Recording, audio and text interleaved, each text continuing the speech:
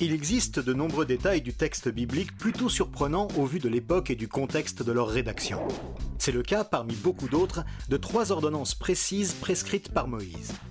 La circoncision est une pratique observée depuis des millénaires et qui concerne encore de nos jours plus de 600 millions d'hommes. Recommandé par l'OMS comme facteur réduisant les risques de transmission du sida, cet acte rituel est diversement pratiqué selon les cultures et les religions. Ainsi, l'âge de la circoncision peut varier du jour de la naissance jusqu'à l'âge adulte. Les musulmans, par exemple, la pratiquent depuis l'âge de quelques jours jusque vers 13 ou 14 ans. En Iran, elle est souvent effectuée le jour de la naissance, alors que d'autres pays la pratiquent couramment autour des 7 ans.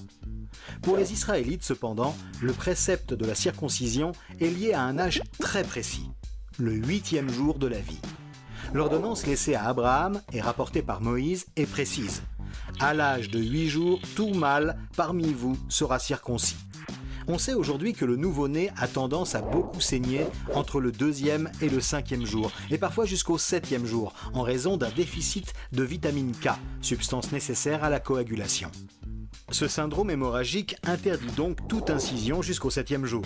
De plus, une protéine de la coagulation sanguine intervient également, la prothrombine, qui atteint un minimum au 3e jour et passe par un pic maximum au 8e jour de la vie. Ces 2 facteurs indiquent donc un âge optimum pour pratiquer un petit acte chirurgical, précisément le 8e jour de la vie, jour prescrit explicitement par Moïse. Bien que pratiqué un peu partout à des âges très différents, comment Moïse aurait-il pu savoir que le 8e jour était le meilleur âge ? Dans un domaine différent, une autre ordonnance aurait pu changer la vie de l'humanité si elle avait été appliquée.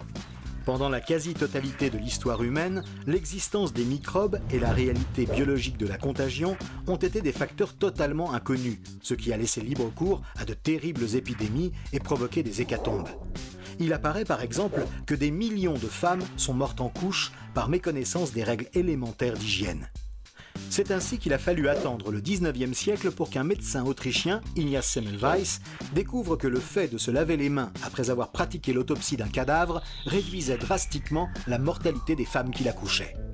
Leur taux de mortalité était divisé par 14. Mais l'orgueil empêcha la généralisation de ces recommandations et les femmes continuèrent à mourir en couche. En 1878, Louis Pasteur mit en évidence l'origine des maladies infectieuses et ce n'est qu'au début du XXe siècle que la relation entre la mort et les infections fut mise en évidence par le professeur Vincent du Collège de France. Pourtant, et depuis 3 millénaires et demi, la Bible comportait des prescriptions très claires. Quiconque touchera un corps mort sera impur. L'homme impur lavera ses vêtements et se baignera dans l'eau et sera impur jusqu'au soir. Tout ce que touchera celui qui est impur sera souillé. Celui qui ne se purifiera pas sera exclu.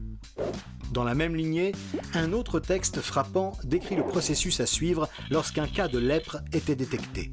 Il devait y avoir une observation clinique de la lésion, son apparence, la présence ou non de poils jaunâtres et grêles, son rapport avec la peau environnante, ainsi que sa progression dans le temps.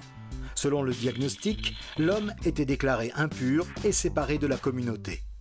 Alors qu'au XIIIe siècle, on comptait encore 19 000 léproseries en Europe, l'Église décida au XIVe siècle d'appliquer les principes indiqués par Moïse. Identification de la maladie, isolement total de la personne malade, destruction par le feu des vêtements et objets souillés. Le résultat fut spectaculaire et la maladie fut totalement éradiquée, épargnant des milliers de vies. Ce même principe fut également mis en œuvre lors de certaines épidémies de peste, avec les mêmes résultats. Ce qui est réellement stupéfiant, c'est qu'à l'époque de Moïse, ces notions étaient totalement inconnues. De plus, Moïse avait grandi à la cour d'Égypte, entouré de rituels magiques et de remèdes biscornus, remèdes dont nous ne trouvons absolument aucune trace dans les ordonnances qu'il a laissées.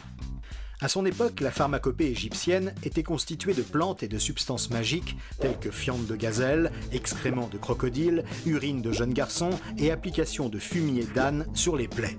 Le papyrus Ebers, découvert à Luxor, date de cette époque et décrit précisément ses ingrédients. Ce genre de médecine a provoqué l'horreur de la mort par le tétanos, fléau très répandu à l'époque et attesté par le papyrus d'Edwin Smith. Dans un tel contexte, comment Moïse a-t-il pu énoncer des préceptes aussi radicalement différents ? Qui lui a transmis ce savoir ?